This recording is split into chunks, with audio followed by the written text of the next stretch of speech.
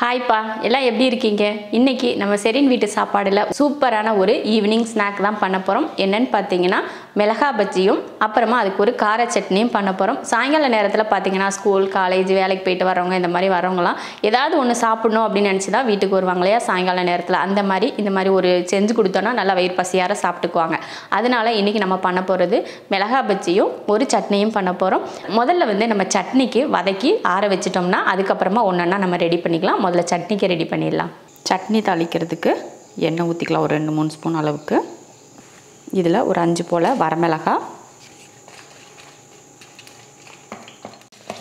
மிளகாய் போட்டு இந்த மாதிரி லைட்டாக வறுத்ததுக்கப்புறமா மிளகாய் போட்டு இந்த மாதிரி வறுத்ததுக்கப்புறமா ஒரு 3 பல் பூண்டு, 2 பெரிய வெங்காயம்,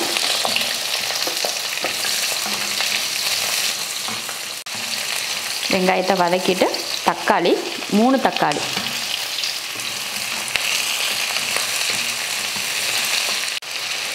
தக்காளியும் ஓரளவுக்கு நல்லா வதங்கிருச்சு. இப்போ இதில் புதினா சேர்த்துக்கலாம். நம்ம கையில் நல்லா ஒரு கைப்பிடி அளவுக்கு புதினா இதை வதக்கிறோம். அவ்வளோதான். எல்லாமே தக்காளி, வெங்காயம், வெள்ளைப்பூடு, இந்த மாதிரி புதினா எல்லாமே அதிக நேரம் வதக்கக்கூடாது. போட்டு சும்மா லைட் கொஞ்சம் கொஞ்சமாக வதக்கிக்கிட்டால் போதும்.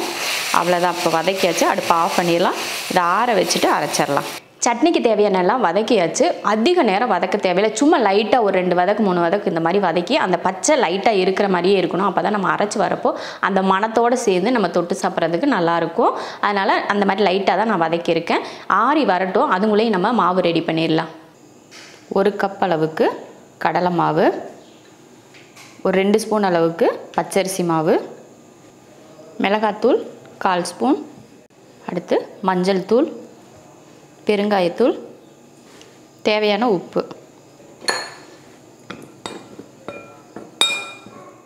கலந்து விட்டாச்சு. கலந்து விட்டதுக்கப்புறமா தண்ணி சேர்த்துக்கலாம்.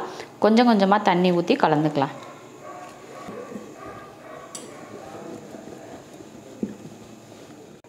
மாவு வந்து இந்த மாதிரி பக்குவத்தில் கலந்துக்கணும். ரொம்ப தண்ணியாக கலந்துடக்கூடாது. இந்த அளவுக்கு ஓரளவுக்காவது கெட்டியாக இருக்கணும். இப்போ மாவு வந்து ரெடியாக இருக்குது. இப்போ பார்த்தீங்கன்னா பஜ்ஜிக்கு வந்து மாவு வந்து கலந்து எடுத்துட்டோம். ரொம்பையும் நம்ம பஜ்ஜிக்கு வந்து அதுவும் மிளகாய் பஜ்ஜி அப்படிங்கிறப்போ மாவு வந்து ரொம்ப தண்ணியாக கலந்துக்கிட்டிங்கன்னா ரொம்ப ஒட்டாமல் போயிடும். நம்ம வாழைக்காய் பஜ்ஜியை விட கொஞ்சம் திக்காக இருக்கிற மாதிரி நம்ம கலந்துக்கணும் மாவு. அப்போ தான் அந்த மிளகாயில் ஒட்டும். ஏன்னா அந்த மிளகாய் வந்து வலுவலுப்பாக இருக்குது இல்லைங்களா, அதனால் மாவு வந்து ஒட்டாது. அதனால் கொஞ்சம் கெட்டியாக இருக்கிற மாதிரி நம்ம கலந்து வச்சுக்கணும். அந்த மாதிரி தான் இப்போ நான் கலந்து எடுத்து வச்சுருக்கேன். அடுத்ததான் நம்ம சட்னிக்கு ஆறிடுச்சு, அதை அரைச்சிடலாம். இப்போ சட்னிக்கு வதக்கி வச்சிருந்தோலையே அது நல்லா ஆறிடுச்சு, அதை அரைச்சிக்கலாம். இதில் தேவையான உப்பு. ரொம்ப வலுவலுன்னு அரைக்கக்கூடாது, நல்லா கொரகொரப்பாக அரைச்சி எடுத்துக்கலாம். இதையே பாருங்கள், சட்னி வந்து அரைச்சாச்சு. இந்த மாதிரி தான் கொரகொரப்பாக இருக்கணும். அப்போ தான் டேஸ்ட் வந்து நல்லாயிருக்கும். அவ்வளோதான். இப்போ இதை ஒரு பாத்திரத்துக்கு மாற்றிக்கலாம். சட்னி ரெடியாகிருச்சு, மாவு ரெடியாக இருக்குது. இப்போ சட்னி பார்த்தீங்கன்னா அரைச்சாச்சு, மாவு ரெடியாக இருக்குது. மிளகாய் பஜ்ஜி போடுறதுக்கு முன்னாடி நம்ம எண்ணெய் ஒரு பக்கம் ஊற்றி வச்சிட்டோம்னா அந்த எண்ணெய் காஞ்சி வர்றதுக்கும் நம்ம கலக்கி போடுறதுக்கும் கரெக்டாக இருக்கும். ஸ்டவ் ஆன் பண்ணிவிட்டு எண்ணெய் ஊற்றி வச்சிடலாம். இப்போ மிளகாயை வந்து கட் பண்ணிவிட்டு நம்ம பொரிச்சு எடுக்கிறதுக்கு பார்க்கலாம். அடுத்ததாக மிளகாய் எடுத்துகிட்டு மிளகாயோட காம்பு அப்படியே தான் இருக்கணும். அதுக்கப்புறம் அதுலேருந்து கொஞ்சமாக இப்படி கீறிக்கலாம்.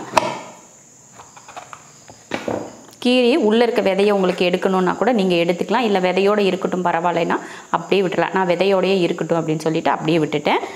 உங்களுக்கு இப்படி போடணுமா, முழுசாக போடணும் அப்படின்னு ஆசை இருந்தால் முழுசாக போட்டுக்கோங்க. இல்லை ரவுண்டாக வெட்டி போடணுன்னாலும் நீங்கள் ரவுண்டாக வெட்டியும் கூட நீங்கள் பச்சையாக போட்டு எடுத்துக்கலாம். அதுவும் நல்லாயிருக்கும். மிளகாய் பஜ்ஜிக்கு வந்து மாவு வந்து கொஞ்சம் கெட்டியாக இருக்கணும். நார்மலாக நம்ம வாழைக்காய் பஜ்ஜி போடுறத விட இந்த பஜ்ஜிக்கு கொஞ்சம் கெட்டியாக இருக்கும். ஏன்னா அதில் வந்து ஒட்டாது.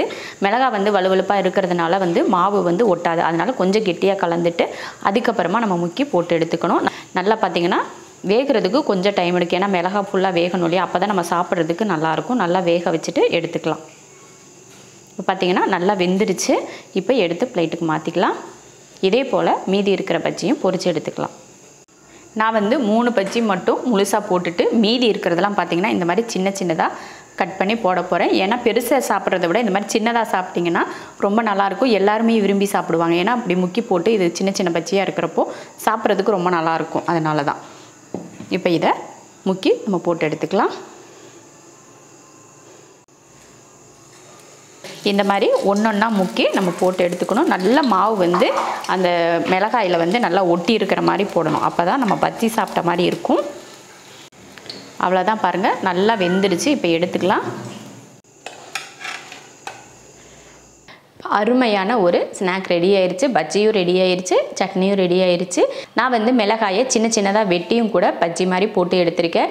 நிறைய பேருக்கு பார்த்திங்கன்னா முழுசாக இருக்கிற மிளகாய் சாப்பிட்றதுக்கு விருப்பப்பட மாட்டாங்க. அந்த மாதிரி இருக்கவங்களுக்கு இந்த மாதிரி குட்டி குட்டியாக கட் பண்ணி அந்த மாதிரி நீங்கள் பஜ்ஜி போட்டு கொடுத்தீங்கன்னா அதுவும் இன்ட்ரெஸ்ட்டாக சாப்பிட்ருவாங்க. அருமையான ஒரு டேஸ்ட்டில் ஈவினிங் ஸ்நாக் ரெடி ஆயிடுச்சு. இதே மெத்தடில் நீங்களும் செஞ்சு பார்த்துட்டு எப்படி இருக்குன்னு சொல்லிட்டு கமெண்ட்டில் சொல்லுங்கள். பிடிச்சிருந்தா லைக் பண்ணிவிட்டு ஷேர் பண்ணிவிட்டு நம்ம ஷெரின் வீட்டு சாப்பாடு சேனலை சப்ஸ்கிரைப் பண்ணி பக்கத்தில் இருக்க பெல் ஐக்கானை கிளிக் பண்ணி வச்சுக்கோங்க.